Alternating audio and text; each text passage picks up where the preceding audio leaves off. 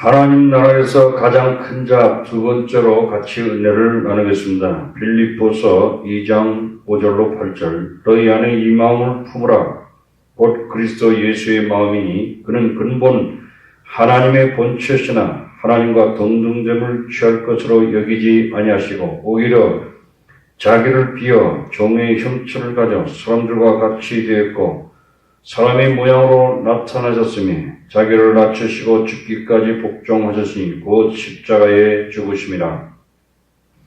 예수님으로부터 겸손을 배우게 된 바울은 하나님 앞에서 참으로 위대하게 쓰임을 받았습니다. 바울은 율법적인 바리새인으로부터 선한 목자로 편견으로 가득 찬 유대인으로부터 모든 사람을 사랑하는 하나님의 사람으로 변화되었습니다. 지금은 모든 시대를 거쳐서 가장 위대한 사람이 되었습니다. 그러나 바울은 이런 위대함을 찾지 않았습니다. 바울은 그리스도의 겸손을 포함하여 그분을 알기를 원하셨습니다. 예수님의 겸손을 배우는 것은 위대해지는 길인 것입니다. 우리가 예수님을 영접하면 우리는 겸손할 수 있습니다. 둘째, 예수님 이름으로 일하는 자들을 영접하는 일인 것입니다. 누가복음 9장 49절에 요한이 여짜오되 주여 어떤 사람이 주의 이름으로 귀신을 내쫓는 것을 우리가 보고 우리와 함께 따르지 아니한 것을 아니함으로 금하였나이다. 그러나 예수님은 누가복음 9장 50절에 예수께서 가라사대 금하지 말라. 너희를 반대하지 않는 자는 너희를 위하는 자니라 하시니라. 예수님 이름으로 일하는 자들을 인정하고 영접하라고 말씀하고 계십니다. 저들은 자신이 사역하는 교회나 단체만 보지 말고 하나님의 나라가 나아갈 큰 그림을 보아야 하는 것입니다. 대신교가 생기면서 개혁교회들이 많은 교파 이름으로 세워졌습니다. 중요한 교리 문제로 교회들을 나누어 놓았습니다. 그러나 이러한 논쟁들이 종종 교파를 나누는 일이 생겼습니다. 이렇게 하는 것은 그리스도를 기쁘시게 못하고 예수 이름의 존엄성을 떨어뜨린 행위인 것입니다. 우리는 성경에 기록된 대로 어떤 사람도 예수 이름으로 사역하는 것을 환영하여야 하는 것입니다. 이러한 것은 예수님 앞에서 아주 귀한 것입니다. 셋째, 십자가를 통해서 편견을 극복해야 하는 것입니다. 누가복음 9장 51절에 예수께서 승천하실 기약이 차감해 예루살렘을 향하여 올라가기로 굳게 결심하시고 이 구절은 예수님의 사역에 있어서 전환점, 터닝 포인트가 됩니다. 굳게 결심하시고 라는 말씀은 예수님이 고난당하시고 죽으시고 부활하심으로써 하나님의 뜻을 성취하기로 헌신하신 것을 확고하게 결심하셨다는 것을 보여주고 있습니다. 이러한 방법으로 예수님은 우리의 죄로부터 우리 구속을 사시고 모든 사람들을 위해서 죽음으로부터 부활하시고 그리고 나서 하늘에 계신 아버지께로 가시기로 결심하시고 결정하셨습니다. 보통 죄 있는 사람들은 이런 고통스러운 일이 다가오면 그 일을 처리하기 위해서 연기하는 것입니다. 그러나 예수님은 굳게 결심하시고 하나님의 타임 스케줄, 시간표대로 진행시키셨습니다. 예수님께서는 예루살렘에 가기로 결심하시고 사마리아 길을 통하여 직접적으로 빠른 길로 가셨습니다. 그러나 마을에 있는 사람들은 예수님을 환영하시지 않으셨습니다. 누가는 예수님이 예루살렘을 향하여 가고 계셨기 때문이라고 말씀하고 있습니다. 사마리아 사람들은 유대인을 향해서 편견을 가지고 있었습니다. 그래서 사마리아 사람들은 메시아를 환영할 기회를 놓쳤습니다.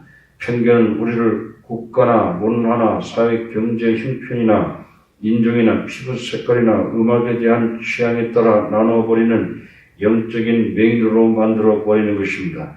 예수님께서 거절당하시는 것을 보면서 야고보와 요한은 분노하였습니다. 이들은 예수님께서 하늘에서 불이 내려와서 거절한 사람들을 다 태워버리기를 원했습니다.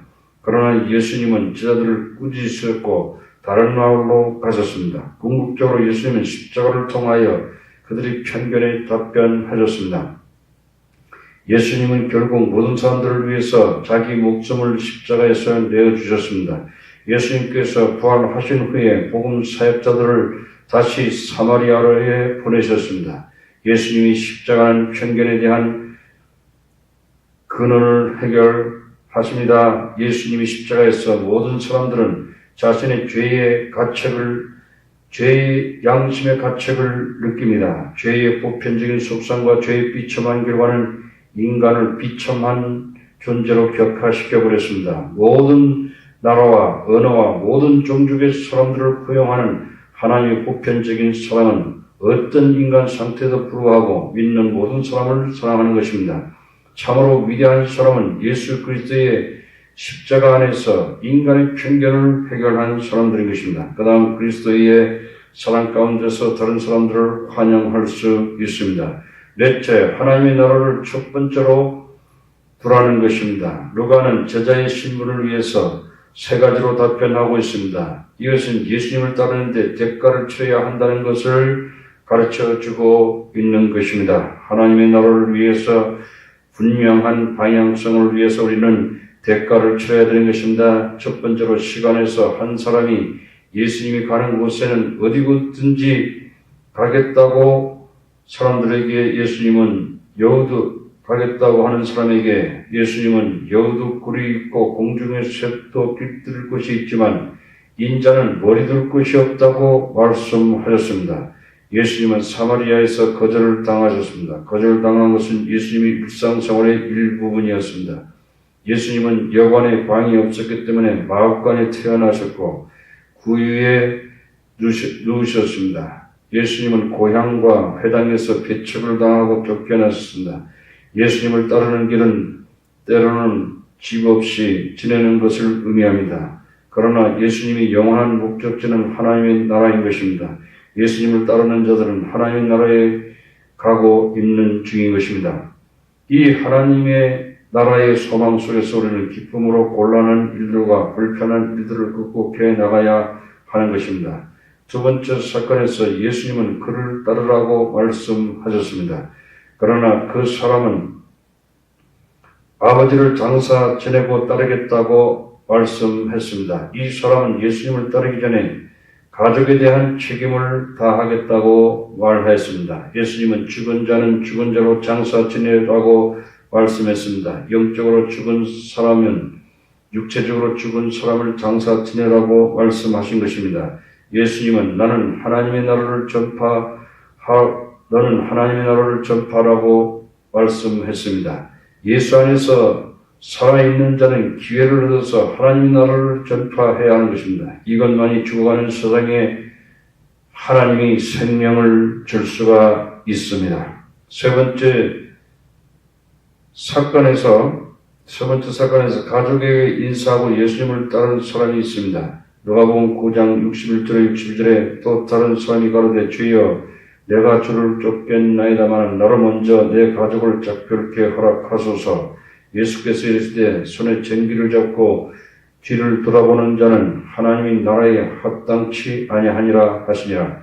하나님의 나라를 위하여 일을 하는 것은 하나님이 사람에게 주신 위대한 특권입니다. 이러한 특권은 깊이 감사하는 마음으로 받아야 하고 분명한 결단의 헌신이 필요한 것입니다. 주님을 위해서 오랫동안 일해온 사람에게까지 유혹이 올 수 있습니다. 그러나 우리는 쟁기를 잡고 끝까지 주님을 따라가면 주께서 최후의 승리를 주실 것입니다.